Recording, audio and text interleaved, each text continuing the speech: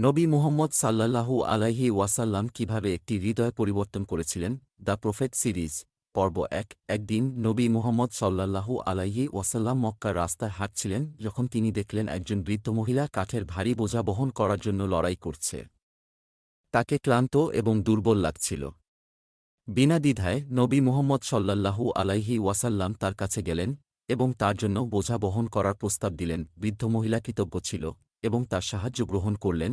যখন তারা একসাথে হাঁটছিল, তখন সে মুহাম্মদ নামে একজন ব্যক্তির কথা বলতে শুরু করেছিল যে একটি নতুন ধর্ম প্রচার করছিল। তিনি মুহাম্মদ সাল্লাল্লাহু আলাইহি ওয়াসাল্লামকে বলেছিলেন যে তিনি এই ব্যক্তিকে বিশ্বাস করেন না এবং তার শিক্ষা সম্পর্কে সতর্ক ছিলেন। নবী মুহাম্মদ সাল্লাল্লাহু আলাইহি ওয়াসাল্লাম তার পরিচয় প্রকাশ না করে ধৈর্য সহকারে শুনলেন। যখন তারা বৃদ্ধা মহিলার বাড়িতে পৌঁছল, তখন তিনি আলতো করে বোঝা নামিয়ে দিলেন এবং তার মঙ্গল কামনা করলেন। বুড়ি তাকে ধন্যবাদ দিয়ে তার নাম